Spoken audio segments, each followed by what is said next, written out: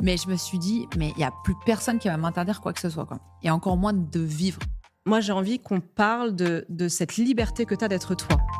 T'es refaite de partout, mais putain, il n'y a pas plus vrai que toi, quoi. C'est un truc de fou, ce contraste. On s'adore, on est copines, mais quand on est stressé, on est des chiens de la casse. Il faut dire la vérité, tu vois. Mais il faut comprendre que dans ces moments de vie où on n'est plus soi, où on n'est plus vrai, bah notre corps, il nous parle, il hurle. Waouh, je comprends les phases de mon deuil maintenant. Je sais exactement comment ça se passe. J'ai compris toutes mes émotions, je les ai toutes analysées. J'ai compris que je pouvais m'en sortir. Bienvenue sur Ego Trip, le podcast où l'art rencontre la vie et où chaque histoire devient un miroir de qui nous sommes. À chaque épisode, je vous propose de plonger dans un extrait de film, de chanson ou de livre qui attise ma curiosité. Je partagerai avec vous mes pensées, mes réflexions pour qu'on puisse ensemble tirer des leçons de vie afin de mieux vivre et ne plus passer à côté de l'essentiel. Que ce soit en solo ou avec des invités inspirants, on explore comment ces chefs-d'œuvre peuvent nous réveiller, nous révéler et surtout nous inspirer. Je vous souhaite de savourer ces partages comme un moment rien que pour vous, avec l'art et les histoires de vie. Parce que les deux, en fait, c'est ce qui nous inspire le plus, non ? Abonnez-vous pour ne rien rater. Bonne écoute ! Alice, je suis grave contente que tu sois là pour cet énième épisode. Je ne sais même plus à combien on est, je crois que c'est le 4e, si je ne me trompe pas. Je suis ravie de t'accueillir parce que, avant qu'on t'entende, je vais raconter une petite anecdote et comment on s'est rencontrés. Pas physiquement, mais au téléphone. Je t'ai rencontrée dans le cadre d'un reportage pour TF1, à l'époque où tu étais, je crois, au tout début de tes travaux, dans ta maison de noble, le château. Le royaume d'Alice Katz.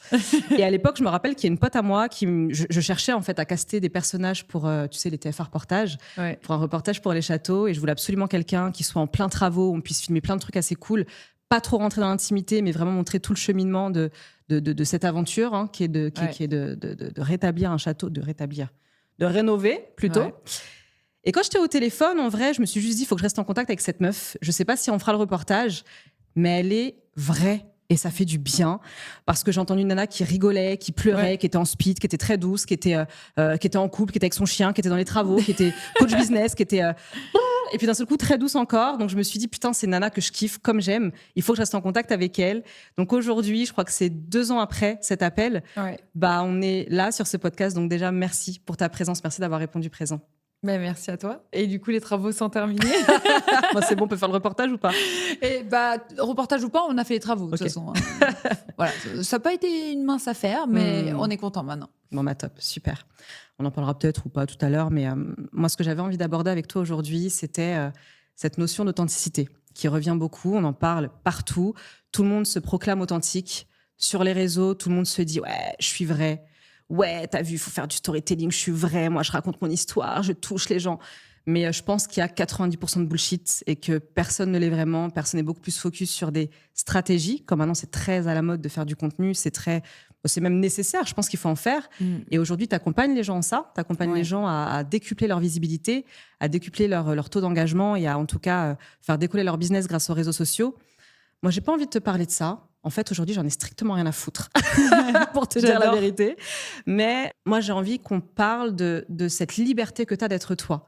Je pense qu'aujourd'hui, quand on fait appel à toi, on veut ton expertise, mais après l'événement, après le coaching, après un live, on se dit « Putain, mais en fait, elle est géniale, cette nana !» Donc aujourd'hui, peut-être qu'on parlera de l'expertise à la fin, mais au début, je veux juste qu'on parle de ça. Alors, moi, j'aimerais bien que tu me partages qu'est-ce que tu ressens en fait en toi ou quel a été ce moment de ta vie où tu t'es dit « c'est quoi, fuck, en fait, j'en ai marre. J'en ai marre de faire semblant, j'en ai marre de dire oui aux autres pour me dire non à moi, j'en ai marre de porter ces boulets et de faire semblant d'être une nana que je suis pas, j'en ai marre de subir ma vie et en fait, juste, j'ai envie de vivre. » Qu'est-ce qui s'est passé et comment tu te sens aujourd'hui ? Alors moi, c'est un peu étrange à raconter parce que ça s'est fait un peu à l'envers. C'est-à-dire que déjà petite, j'étais très originale. Ouais. Je te dis la vérité, ma prof d'école maternelle disait à ma mère, il faudra dire à Alice que c'est pas elle qui crée les activités, c'est pas elle qui fait le programme, tu vois. Et moi, je faisais tout le programme, je me prenais pour la maîtresse. Mais gentille, hein. Mais je disais à la maîtresse, non mais ton idée, elle est pas top. Moi, j'ai une meilleure idée en fait. En maternelle déjà ? Ouais. Ok. Ouais. Madame Dacosta, traumatisée par moi. Et j'étais très originale. Vraiment, j'inventais des jeux avec tout. Je faisais des tours de scotch, enfin des trucs insupportables. Vraiment une galère à nettoyer. Je faisais de la peinture dans la salle de bain. Vraiment, j'avais trouvé ça plus original que sur une feuille. Et j'étais très, très originale comme enfant, mais j'ai cherché, comme tout le monde, dans mes premières expériences dans le travail, à rentrer dans le moule. Et surtout, ma toute première expérience, j'étais dans une agence de pub. Donc, c'est vraiment comme tu peux l'imaginer dans 99 francs. Tu vois, le livre, le film aussi. Carrément. Bec BD le raconte très bien. C'est les bruits de couloir, les petits coups par derrière, la critique de la collègue. Et puis dans le domaine de la com, tu as vu, il y a beaucoup de... Alors, on est dans la com toutes les deux. Ouais. Mais bon, on va dire qu'on n'est pas dans cette catégorie-là. Mais je trouve qu'il y a beaucoup de cancans, de nanas qui se prennent pour je sais pas qui. Moi, parce que tu crois que tu communiques bien, en fait, mais en fait, non. Donc, il y a beaucoup ce truc-là dans la com. Ouais. Ah c'est exactement ce que j'ai vécu et je l'ai très mal vécu. Pour te dire, c'est quelque chose qui m'a marqué alors que ça a été nul, cette expérience. J'ai dû rester 1 an écart, quoi. Tu vois, un an écart. Le écart est très important dans le storytelling. Mais ça m'a marqué à vie parce que c'était la course au plus beau sac, à la plus belle tenue. Et je me rappelle, je m'étais fait à l'époque, j'avais à peine 22 ans, je sortais de mon master, j'étais très jeune, tu vois. Je m'étais fait une copine qui s'appelle Emeline, que j'ai eue encore hier au téléphone, pour te dire, tu vois. Et on se regardait comme 2 étoiles perdues dans cette espèce d'abysse dénué d'humanité. Et nous, on allait prendre notre café, on avait des têtes de cul. Enfin, moi, je faisais des blagues, je prenais le PQ des toilettes, je me mettais en momie. Non, mais t'imagines, dans l'open space, les gens me prenaient déjà pour une tarée. J'ai retrouvé des photos, je t'enverrai. Tu pourras mettre en story à côté du... image. Ouais. Voilà. Et en fait, je me rendais compte à quel point la vie est une scène de théâtre complètement absurde. C'est-à-dire qu'en fait, on pointe du doigt les originaux, les courageux, les rigolos, mais ceux qui sont les plus absurdes, à mon sens, c'est ces espèces de petits robots et qui sont tous pareils, en fait, tu vois. Et moi, j'ai jamais voulu être pareil. J'ai toujours été différente. Qui sont dans la norme. Exactement. Je voulais pas être un prototype. Je voulais être mon cas d'école, tu vois. Voilà. Et c'est génial parce que moi, tu vois, pour le coup, c'était complètement l'inverse. À 22 ans, je pense que je vivais beaucoup dans le regard des autres. J'avais tellement pas confiance en moi, en tout cas à cette période-là, que ouais, je faisais hyper gaffe à mon image. Alors, j'étais pas du tout moi. Genre, je m'habillais pas du tout comme je voulais. Je n'étais pas ce que je voulais. Je faisais vraiment beaucoup pour l'autre, pour séduire les gens, pour séduire. Je parle pas des hommes, je parle vraiment de tout le monde. Et toi, c'est à 22 ans, tu avais déjà ce truc-là, du coup ? Mais alors, attends, parce que là, c'est très intéressant ce que tu viens de dire. Alors moi, dans ma personnalité, je voulais pas rentrer dans le moule. Par contre, j'ai fait comme toutes les filles. J'ai commencé les cils, les ongles. Je suis refaite, ça se voit. J'ai fait mes cheveux. J'ai cherché, en fait, c'est au sortir de l'adolescence, quand j'ai commencé à avoir des troubles du comportement alimentaire, quand j'ai eu des complexes, je me suis cherchée. Et j'ai tout fait. J'ai fait émo gothique. J'ai été émo gothique. Ah ouais, je t'imagine tellement pas comme j'ai ça. J'ai été tectonique. Mais c'est pour ça, la danse. Voilà. T'as gardé des restes. J'ai gardé des restes. C'est la seule danse que je sais danser, donc autant vous dire, les amis, que vraiment, c'est pas avec la danse que je peux pécho en boîte. Ça tombe bien, j'ai trouvé un chéri qui sait pas danser. Bon. Ouais, j'ai eu tous les styles, j'ai eu romantique, j'ai tout testé. Et en fait, rien ne me convenait. J'ai fait toutes les couleurs les plus fluo. J'allais rue de la Roquette, dans le 11e, à Volcolm. J'ai eu le style skater. J'ai eu le style rappeur. J'ai eu la chaîne accrochée sur son baggy et tout. Donc, je me suis cherchée, clairement. Donc, j'ai toujours été authentique dans ma manière d'être. Je crois que j'ai toujours eu le même humour de merde. Mais par contre, l'apparence... Et c'est là où c'est fou, parce que je me suis rendu compte avec le recul maintenant, où c'est moins important. Bon, après avoir fait maintes et maintes expériences sur ma personne, je me suis dit, mais putain, mais je courais après quoi, en fait? Parce qu'au final, là, maintenant, je m'habille qu'en beige, limite fade, et j'ai jamais eu autant de personnalité, tu vois. Ouais, voilà, ce que j'allais dire. Donc, je me suis rendu compte qu'en fait... La personnalité, à rapport à la couleur. L'apparence, c'est un détail. Même limite, maintenant, je vais pas dire ça me dessert, mais les gens vont me dire, putain, t'as un physique normé, tu vois. Et c'est bizarre, parce que quand on te parle, on voit Bozo le clown, tu vois. Donc, c'est Bozo le clown dans un... J'ai switché, en fait. Maintenant, l'importance, pour moi, c'est vraiment l'inverse, quoi. C'est la beauté de l'intérieur, tu vois.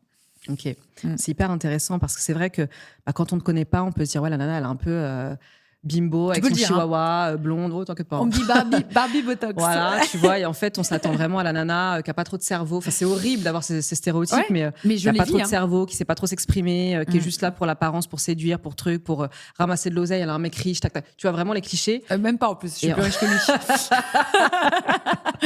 C'est moi qui lui paye c'est un détail. C'est moi qui lui paye son stock de voitures. Je te jure. Mais ouais, ça tranche de fou, en fait. Et on se rend compte que t'as pas besoin de mettre de la couleur. Et puis pareil, tu vois, tu disais tout à l'heure, je suis refaite de partout. Putain, t'es refaite de partout. T'es autant fake que vrai, en fait. Bah oui. T'es refaite de partout, mais putain, il y a pas plus vrai que toi, quoi. Donc c'est un truc de fou, ce contraste. Ben c'est ça. En fait, le truc, c'est aussi, je pense que si j'ai aucun problème à en parler facilement comme ça, c'est que moi, à l'époque, quand j'ai fait de la médecine esthétique et de la chirurgie esthétique, vraiment, il y avait 2 grandes raisons qui me poussaient à changer. J'étais malade. J'avais vraiment... en fait, j'ai fait de l'anorexie boulimie, puis j'ai fait de l'anorexie mentale. Et jusqu'à un point, vouloir tu partageais disparaître. des photos sur ça, d'ailleurs, je crois, il n'y a pas si longtemps. Ouais. Et c'est vrai que ça m'a choquée parce que je ne m'attendais pas à ce que tu aies vécu ça. Et on te voit complètement différente physiquement. Et on voit que tu es passée par des moments pas cool. En fait, c'est horrible ce que je veux dire, mais ce qui est très cool avec cette maladie, une fois qu'on en guérit, c'est que ça fait tellement peur parce qu'on est... Enfin, moi, j'étais plus en capacité de me contrôler, je te dis la vérité. J'avais perdu le contrôle de... comment te dire ? De l'envie de vivre, tu vois ? Donc, quand tu as eu ça, c'est vrai que, disons que ce que vont penser les autres, c'est pas que tu t'en fous, c'est pas vrai, tu vois. Moi, j'aimerais pas qu'on dise cette personne est malsaine, ou ça me ferait du mal, tu vois. Mais, franchement, quand tu as eu peur de te faire mourir, franchement, le reste, voilà. Donc ça, c'est la première raison. Et la deuxième raison, c'est que comme j'ai vécu une relation toxique dans laquelle j'ai eu une apparence, je voulais aussi en sortir. Donc c'est comme si je me suis créé mon avatar, tu vois, je me suis créé une nouvelle chance. Et comme dans Avatar, en fait, ils rentrent dans des petits scaphandres là et ils vont dans un nouveau monde. Ben, c'est ce que je me suis créé, tu vois. Grave. Voilà. C'est marrant que tu parles de ça parce que tu vois, pendant que tu parlais, j'étais en train de feuilleter le livre. Ce que tu dis, moi, ça m'inspire un bout de l'histoire de ton livre. On n'en a pas parlé d'ailleurs au début. Solide. Transformer vos épreuves en cadeaux. Donc ça, c'est un livre que tu m'as envoyé il y a pas longtemps, que j'ai pris plaisir à lire parce que non seulement il est hyper accessible, hyper illustré et hyper simple. Par contre, il y a vraiment des messages très très très profonds à l'intérieur. Moi, ça m'a rappelé certaines périodes de ma vie. Je vais pas rentrer dans le détail, mais tu dis le sentiment d'enfermement est de plus en plus présent. Et je vais juste lire un extrait, moi, je pense qu'il va rappeler beaucoup de choses à beaucoup de personnes et qui fait allusion justement à ta relation que tu as eue avec un homme au Maroc pendant que tu vivais là-bas et qui t'a complètement emprisonné dans un corps, dans une vie qui n'était pas la tienne, tu subissais en fait. J'ai l'impression que tout le monde t'a un petit peu tourné le doigt à ce moment-là parce que tu te renfermais dans cette bulle. Et je pense que ça a été un petit peu un moment game changer pour toi. Exactement. Pour la suite. Et tu écris quelque chose de très beau, mais qui fait mal. Je te bombarde d'amour, je te fais miroiter un avenir radieux, je te propulse au rang de roi ou de reine, et d'un coup, je pointe du doigt ta faute, je te fais part de ma colère, je te rabaisse, je t'humilie, je fais de toi ma victime, voire je te nie dans ton existence, je te laisse seule dans ta détresse, j'appuie là où ça fait mal. Et la douleur est telle, l'impréhension aussi, que pour pouvoir à nouveau sentir de l'oxygène dans tes poumons, tu cherches la solution pour abréger tes souffrances. Tu t'écrases au sol, tu rampes vers le bourreau, ravalant ton estime, ravalant ton ego. Et en fait, ce passage, moi, tu vois, ça me fait encore des frissons parce que dans une relation un peu similaire, moi, j'avais de graves problèmes de poumons. Parce que tout mon corps, il était envahi de tristesse. Et tu vois, quand j'avais tout le temps des problèmes pulmonaires aussi. Quand quand t'es triste, tu vois, tu peux avoir un deuil, tu peux avoir... Moi, cette relation, en tout cas, qui fait écho à la tienne, elle me rendait profondément triste. Et j'avais les poumons tout le temps pris, j'avais l'impression qu'on m'asphyxiait constamment. Et j'avais ce qu'on appelle une calcification de l'aorte qui relie le cœur, tu vois, le cœur aux poumons. Parce que je suffoquais dans cette vie. Ça. Et en fait, quand tu as écrit ça, je me suis vue en toi et je pense que d'autres femmes vont se reconnaître. Tu vois, dans ma méthode qui s'appelle Meditelling, j'apprends aux femmes à créer leur storytelling et à comprendre ce que leur corps leur dit en introspectant et en réexplorant leur histoire. Et c'est ça. Et j'aimerais bien que tu me partages un peu ton ressenti là-dessus, mais il faut comprendre que dans ces moments de vie où on n'est plus soi, où on n'est plus vrai, bah notre corps, il nous parle, il hurle. Tu vois, on transpire certains trucs et des fois, on ne sait pas le voir. Alors que si on s'écoute, pour moi, la solution à tout, c'est s'écouter. Et si on s'écoute, bah, notre poumon, il est en train de nous parler, il est en train de nous parler, en fait. Et je pense que tu as su voir ça au bon moment. Je ne sais pas si c'était trop tard ou pas, mais en tout cas, maintenant, tu es toi. Et c'est peut-être aussi grâce à ça. Mais je te remercie pour cette analyse parce que à cette période de ma vie, j'avais tout le temps, à répétition, des pneumonies et des bronchiolites. Tu vois ? Tout le temps. J'avais le numéro direct pour appeler tu sais, le médecin qui vient à domicile. J'avais même pas le courage de marcher, tu vois. Putain, c'est ouf. Et je pensais que c'était autre chose, mais très certainement que ça a un lien parce que j'étouffe. C'est ça, quoi. Je l'avais pas vu comme ça, mais je pensais que c'est parce que j'avais une meilleure hygiène de vie, que ça allait mieux, mais tu vois, j'avais pas fait le lien. Mais je pense que oui, les poumons, c'est très... c'est les émotions, hein, c'est je veux vivre. Donc, exactement. Ouais. Je suffoque, je n'arrive plus à respirer, je subis. Et juste, j'ai besoin de vivre et de retrouver un nouveau souffle dans ma vie, tu vois. Exactement, c'est vrai. Et depuis, c'est vrai que j'ai plus jamais eu de problème aux poumons. Bon, c'est marrant quand tu me l'as dit. Trop bien. Bon, après, j'ai pas de cardio, hein. Je te dis la vérité, mais ça, c'est pour d'autres raisons. Mais game changer incroyable, la relation toxique, c'est... Je dis pas qu'il faut passer par là pour être plus heureux. Surtout, ne prenez pas du tout ce conseil. Mais il y a une réalité, c'est quand on l'a vécu, la relation d'emprise, et qu'on a brisé le schéma, parce que en général, on le sait, quelqu'un qui rentre dans une relation d'emprise va en connaître plein d'autres. Moi, j'ai brisé le schéma tout de suite. Je ne sais pas comment j'ai eu cette force en moi, mais à 23 ans, ça y est, j'avais tout c'était à 23 ans, ça? Ouais, je l'ai quitté à 23 ans. Okay. J'étais avec lui à 17. À 17, j'étais un bébé. Oui, c'est vrai que ça a duré 6 ans, je crois, c'est ça? Ça a duré 6 ans, ouais. Et à 23, je ne sais pas ce qui s'est passé dans ma tête. Et je pense que c'est là où je suis devenue Barbie Botox. Mais je me suis dit, mais il n'y a plus personne qui va m'interdire quoi que ce soit. Quoi. Et encore moins de vivre, d'être voyante, tu vois, de briller. Parce que vraiment, j'avais eu l'impression, c'était même plus qu'on me cachait de la lumière, parce que je ne voulais pas spécialement la lumière. Moi, j'ai jamais eu le rêve des paillettes et tout ça. Je suis assez visible, mais j'aime pas spécialement être visible. Ouais. Je suis visible parce que je sais que ça fait tourner mon entreprise et que moi, j'ai plutôt l'âme d'une entrepreneur.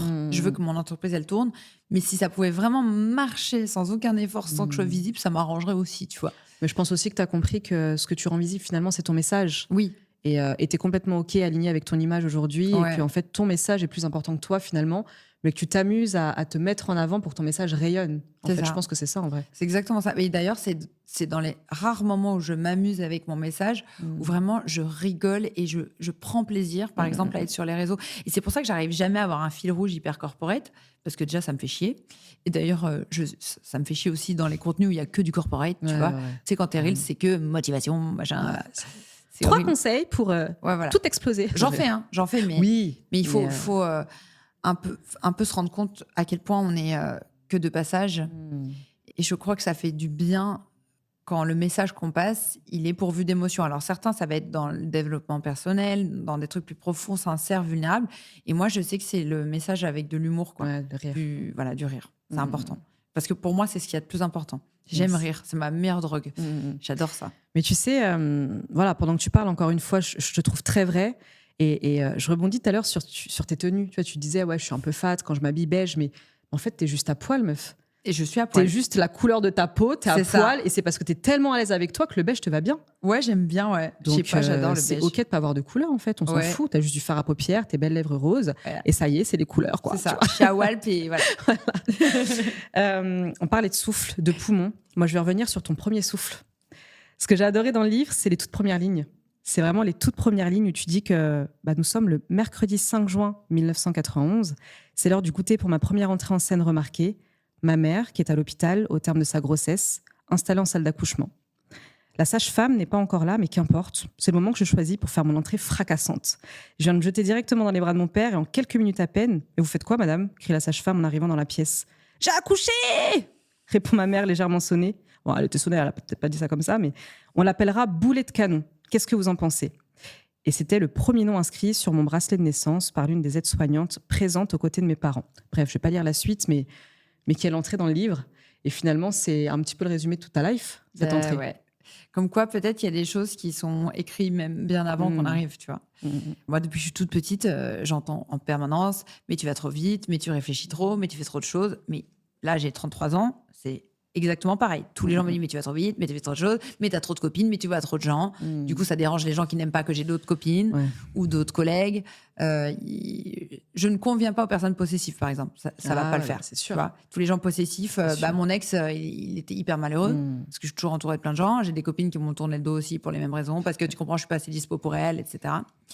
Mais je suis même pas dispo pour moi. Enfin, je sais pas comment t'expliquer. Genre, si elles apprenaient à mieux me connaître, elles verraient que je suis quelqu'un qui court. Tu vois le hamster dans sa cage, c'est moi. La petite roue. Je cours après la vie, genre. Et c'est comme ça. Ma naissance est décrite de cette manière-là. Donc, si tu me connais vraiment, tu me prends comme ça ou tu me jettes, tu vois. Mais bon, donc c'est ce qui se passe souvent. D'ailleurs, tu me jettes souvent. mais moi, je suis comme ça. J'ai mon souffle. Je crois que je l'ai eu tellement court pendant longtemps, j'ai eu le souffle court. Et du coup, maintenant, je rattrape, tu vois.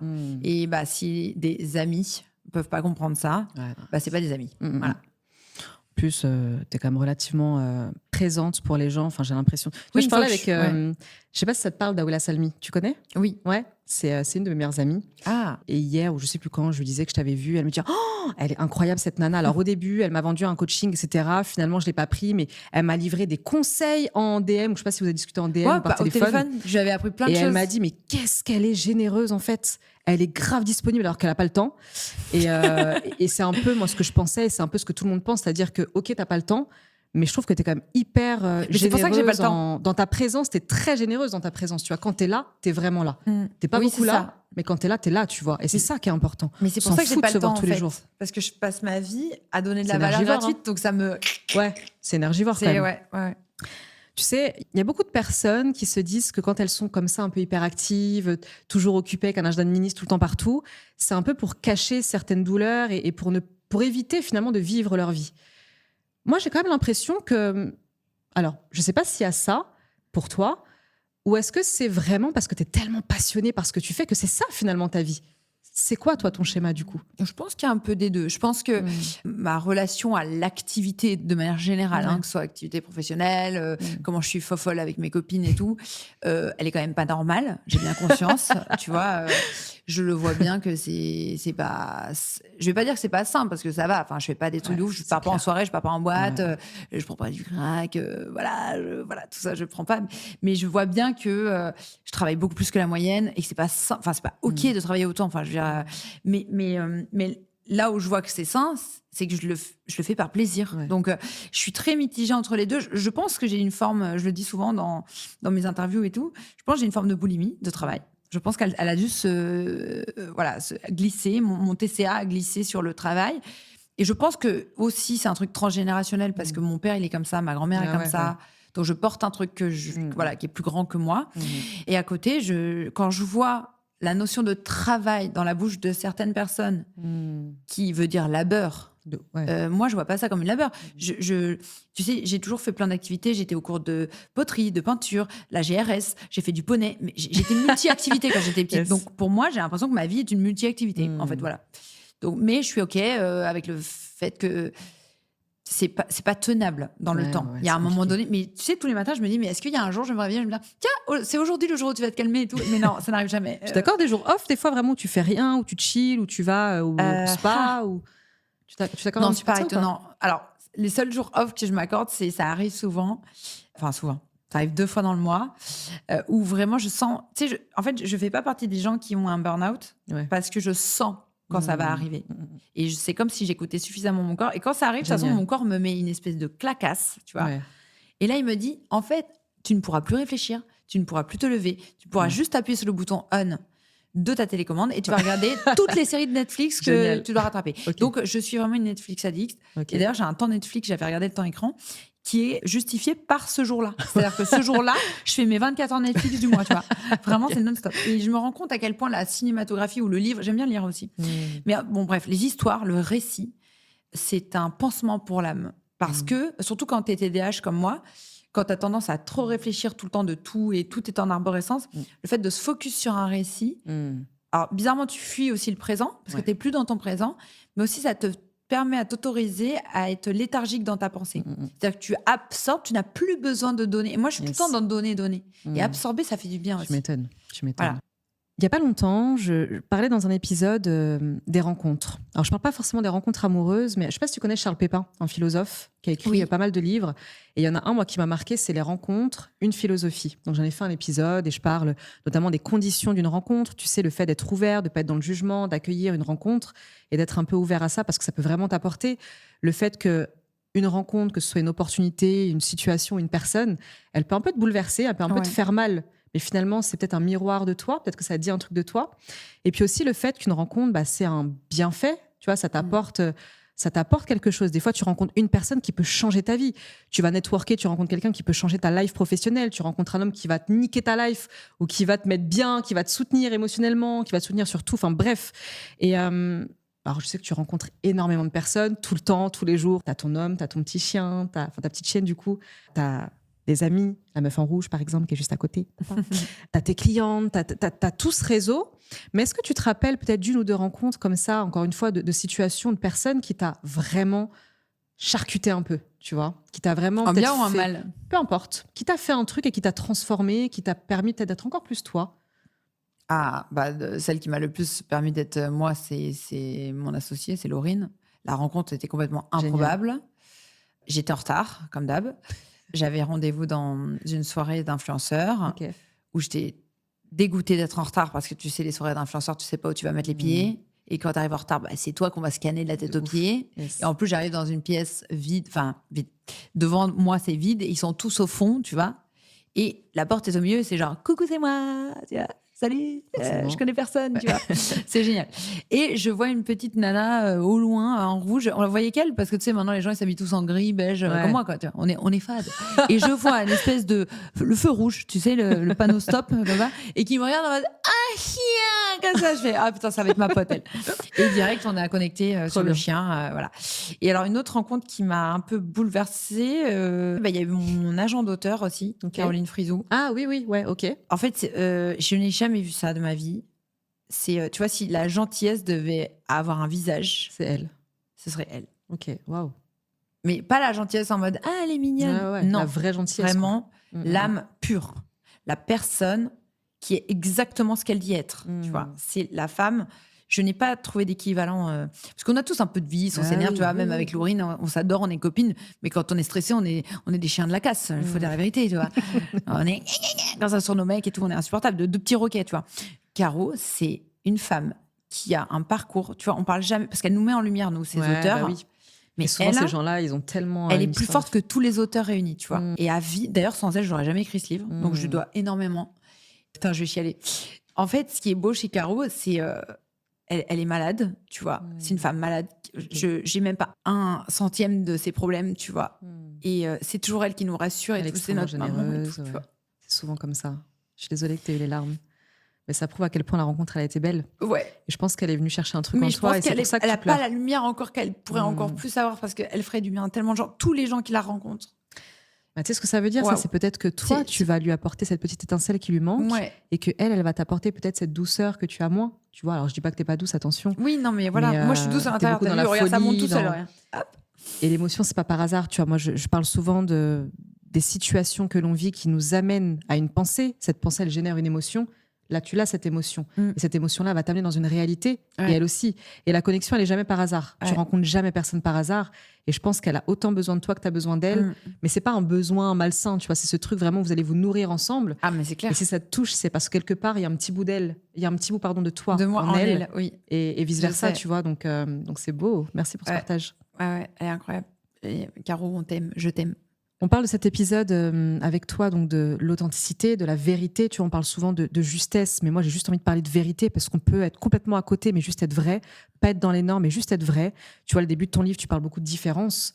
Et tu le disais tout à l'heure, on coche pas des fois toutes les cases, on n'est pas dans les normes. Je sais même pas ce que c'est une norme en vrai. C'est une norme pour qui ? Pour les politiciens, pour les gens là-haut là, qui drivent les médias, pour qui en fait ? C'est quoi les normes ?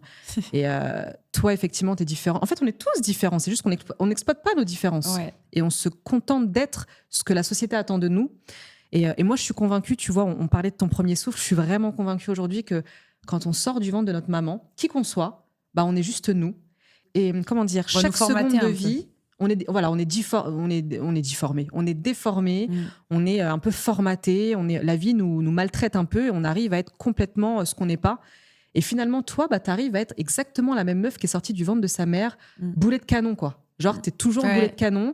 Et à quel moment la vie t'a déformé ? On l'a vu au Maroc, par exemple, ou dans d'autres situations. Mais comment ça se fait que t'es putain de vrai comme ça, en fait, comme ce premier souffle ? Ou est-ce que finalement, tu penses que t'as encore à gagner en vérité, en authenticité ? Oui, énormément.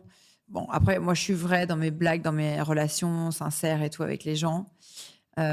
Mais je suis sûre que j'ai encore plein de choses à apprendre de moi, mais je suis patiente. Je sais que, en fait, mon corps et mon esprit et mon cœur m'ont fait tellement de cadeaux et de surprises me concernant que, en fait, je prends les choses comme elles viennent. Là, je suis dans ma période, je veux que mon entreprise, elle tourne, je veux que l'entreprise de mon chéri tourne. J'ai l'énergie pour, tu vois. C'est pas mon goal. Je fais pas partie des gens qui veulent vraiment faire des milliards et tout. Genre. Moi, je veux que ça tourne, quoi, et que je sois contente. Et je sais qu'à chaque fois, la vie me propose un nouveau truc et je sais que je finirai dans la montagne avec un élevage de chiens ou de chèvres. J'aime les deux autant. Mais c'est pas le moment, tu vois. Donc, je sais que je vais pouvoir gratter encore plus dans l'authenticité. Mais après, que veut dire l'authenticité ? Dans la dernière conférence que j'ai donnée, je dis, pour moi, l'authenticité, c'est pas le yoga et le thé matcha. Tu vois ce que je veux dire ? Genre, je l'ai vu en plus, ce bout. Voilà. Et ben, l'authenticité, pour moi, c'est quand tu te mens pas à toi-même. C'est même pas vis-à-vis des autres, c'est à toi-même. C'est est-ce que là, la personne que je suis, le vêtement que je porte, le discours que j'ai, me correspond à cet instant précis. Parce que dans 2 semaines, je vais regarder le podcast, je ne mais pas du tout. Mais c'est pas grave. À ce moment-là, c'était moi, tu vois. Et c'est ça qu'il faut se dire. Parce que c'est clair qu'on est... Alors, on change pas de ouf, mais on évolue. Dans Mais 2 tout le semaines, temps. on sera quelqu'un d'autre. Et effectivement, on colle pas à ça. Mais, Tu sais que dans mais 3 ouais. semaines, tous tes globules rouges, ils seront remplacés. Ah, putain. Donc, non, mais tu vois ce que je veux dire? On n'est même pas le même humain qu'on était quand on est né. Et puis on fera encore une rencontre qui va nous chambouler, on va encore subir un truc, on va nous voler notre sac à main, on va subir des trucs qui vont complètement nous déformer. Moi, j'aimerais bien qu'on termine cet épisode parce que j'ai envie qu'on parle de ta chienne. Je crois que c'est vraiment un autre membre de toi. C'est ton 3e bras. Je sais pas ce que c'est ton 2e cœur. C'est ça. Je sais que tu tiens beaucoup à elle, que c'est pas juste une mascotte, tu vois, comme certaines, que c'est pas juste la petite chihuahua de la blondasse, tu vois. Je sais que c'est vraiment une partie de toi. Je sais que tu l'aimes beaucoup et ça se sent et on sent qu'elle est portée par ton amour. Parle-moi d'elle. C'est qui pour toi et pourquoi tu l'as adoptée? Quelle est ta vie avec elle? Alors déjà, moi, les animaux, j'en ai toujours eu. Okay. J'ai commencé très très petite. J'ai tout eu, cochon d'Inde, lapin, poisson, moineau. Moineau. T'es sérieux? Rats. J'ai eu 12 rats. Période gothique. Non, non, mais j'aimais trop les rats, c'est trop intelligent. J'ai eu tout ce que je pouvais, chevaux. On a même eu des canards dans ma maison de campagne. J'aime trop les animaux. J'aurais voulu avoir un arche de Noé, mais ma mère m'a dit que c'était compliqué en région parisienne d'avoir tous les animaux de Noé. Enfin voilà. En fait, ce qui s'est passé, c'est que à 16 ans, j'ai eu ma première chienne que j'ai adorée. Enfin, ça a été ma vie, cette chienne. Je l'ai aimée comme si c'était ma fille. Après, j'ai eu un 2e chien qui était le sosie de Taya. Juste qu'il était roux. Et lui, alors, ce qui s'est passé, c'est que ma chienne, elle était proche aussi de ma mère, donc elle était restée en France quand je suis partie au Maroc. Mais moi, mon fils, Eni, qui était son frère avant elle, est venu avec moi au Maroc. Il a tout vécu. La violence, l'humiliation. Et donc, il était vraiment devenu mon témoin, carrément, de ma vie. Et quand j'ai réussi à me sortir de ma relation d'emprise, il est parti avec moi. C'était la première chose que j'ai pris dans mes bagages, t'imagines bien. Et on s'en était sortis tous les deux. On a refait notre vie à Montpellier et tout. Et 5 ans plus tard, il a eu un accident. Il s'est fait écraser devant chez moi. Ça a été la pire chose de toute ma vie. Pourtant, j'ai perdu plein d'humains dans ma famille. Vache, mais là, si tu veux, ça a représenté... On m'a vraiment... poignardé. Alors on m'a dit, tu vois là, tout ce que tu avais réussi à t'en sortir, ça y est, t'allais aller mieux et tout. Et ben, j'ai mis 1 an à m'en sortir. Vraiment, j'étais l'ombre de moi-même et tout. Là, j'arrive à t'en parler sans pleurer, mais c'est waouh, ça fait pas longtemps.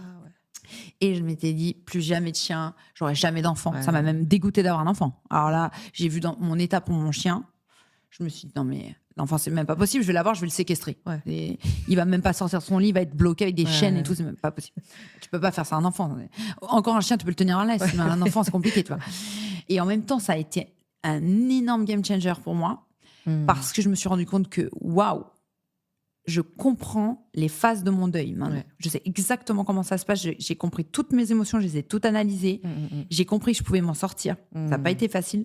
Bon, ça fait souvent rire les gens quand ils n'ont pas de chien, mais faut quand même rappeler que les neuroscientifiques ont analysé des cerveaux humains sous IRM et ont analysé la douleur de la perte d'un proche, donc enfant, parent, puis chien, qui passe avant ami, cousin, ça m'étonne pas, tante, oncle.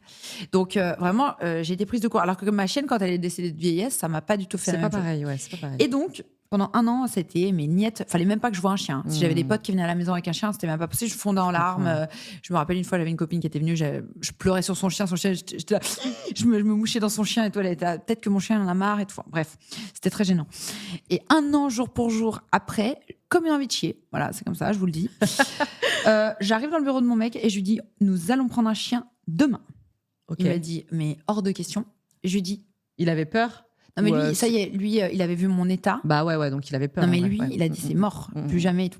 Et en plus, je lui en voulais parce que ce matin-là, quand mon chien s'est fait écraser, c'est lui qui avait ouvert la baie vitrée. Mais c'est pas de sa faute. Le chien a fait un trou, il est sorti, il se fait écraser par un voisin. Bref, ça arrive. Associer ça. Et en plus, il était âgé, il avait des problèmes de santé. En vrai, avec le recul, j'étais tellement contente finalement qu'il soit mort et qu'il ait choisi sa mort et qu'il soit pas en soins palliatifs et tout. Mais ça m'a pris du temps de... Voilà. C'est normal. Et donc, on est allé... en fait, j'ai fait au plus simple. J'ai pris une personne qui était près de chez moi, une Christina, une petite famille.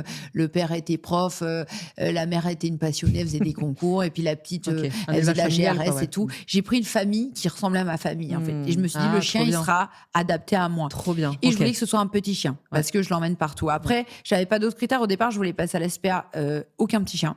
J'ai fait 3 SPA différentes, pas de petits chiens. Et là, à la base, on devait prendre son frère, du coup, parce que je voulais un mâle, parce que je venais de perdre un mâle. Et elle, mais... Il y a un truc qui s'est passé quand tu l'as vu. Une peste, une chipie. tout le Ah rendez-vous. ouais, je crois que t'aimes dire le contraire, moi. Ah non, une chippie. Tout le rendez-vous, elle me mord les orteils, Ouais, il y elle avait un m'attrape truc. les cheveux, et gna, Elle gna. voulait Elle que tu la faisait son choisisses. intéressante. Mais j'ai une vidéo de presque 1 heure. Ok. Mais elle a tout donné, Mr Bean. Elle m'a envoyé ses jouets, Ouais, elle me donc fait il y avait une un crotte truc. à côté. Non, elle a tout donné. Je dis, je pouvais pas passer à côté. Et même mon mec, donc il me rejoint, et lui il était là en mode non, non, non, non. Il rentre dans la maison. Il dit, on la prend. Ah ouais, même lui. Ah ouais, non. Ouais, donc il y Et avait alors un lui, vrai, carrément, il est vrai gaga. truc. Il ne me calcule plus. Il dort avec elle comme ça, mon mec. Il voulait pas de chien. Ah ouais. Voilà. Et donc, maintenant, j'ai décidé que je l'emmènerai partout. Alors, ça va être encore plus dur, parce que alors, quand je vais la perdre, ça va être pire. Mais parce Elle qu'en a fait, quel âge aujourd'hui? elle a 2 ans. Ok, ah ouais, elle est toute jeune là. Ouais. Ok. Mais en fait, je me suis dit, mon ancien chien, je m'en suis voulu parce que dans ma relation d'emprise, à la fin, je le calculais Ouais, moins. ouais. Et là, c'était hors de question que quand j'ai un chien, il est un seul jour sans moi. Trop mignon. Voilà. ok. Donc, elle sera partout. Et même hier, j'avais la créateur Week. Ah oui. On m'a dit interdit aux chiens. J'ai regardé l'agent de la sécurité. J'ai dit, Tu leur as montré les messages, on est d'accord? ouais, non, Ok. mais même, je lui ai dit, monsieur, en fait, je vous explique. Ce n'est pas un chien. C'est un bout de ma Voilà. tenue, de moi. Donc, vous n'allez pas la voir. Ça Elle va, fait elle est pas- partie elle est de pas moi. dérangeante, quoi, c'est Il m'a pas- dit, il m'a regardé, il a fait, OK, c'est bon, Ouais, franchement. peut passer. Donc voilà. Donc je sais que ça passe de l'extérieur comme Barbicane et son chien, mais en fait, moi, je suis une fan d'Astérix et Idéfix et Tintin et Milou pour plein de raisons. Parce que c'est des héros que je trouve qui symbolisent la sympathie, le courage et tout. Mm. Et d'ailleurs, ils sont blonds aussi. J'ai toujours voulu être blond. Et ben moi, c'est mon Milou, tu vois. Ouais. Voilà. Je sais pas comment t'expliquer. Ça fait partie de Mm. moi. Genre, j'ai toujours Ouais, ça eu se des voit, animaux. ça J'ai se voit. grandi avec. Genre, c'est pas normal pour moi quand il n'y a pas d'animal dans Puis la t'as vu, pièce. elle est beige comme tes tenues. Elle fait Ouais, je me vraiment suis partie de adaptée. toi en fait. Ouais, je me suis adaptée à elle. Heureusement qu'elle n'était Branding. pas verte parce que c'est compliqué. J'avais pas beaucoup de tenues vertes. Voilà. Magnifique. Merci pour ce partage. Merci Avec pour ta plaisir. présence. Je pourrais parler des heures avec toi sur ton histoire. Je pense qu'il y a encore plein de choses à dire. On se réserve un autre épisode plus tard. Mais merci, Merci à toi. pour ta vérité, Merci pour ta à joie, toi. pour ta folie. Pour ton accueil. Pour toi. Attends, ils ont pas entendu la folie. Faut que je leur fasse un pédicelle. Alors, a.k.a. Elise, Attends, on folie. j'ai pas assez transpiré, je peux pas faire de pédicelle. Désolée. Désolée. En tout cas, merci à toi. Je te Merci. remercie. On se dit à très vite de toute façon. À très vite, ciao.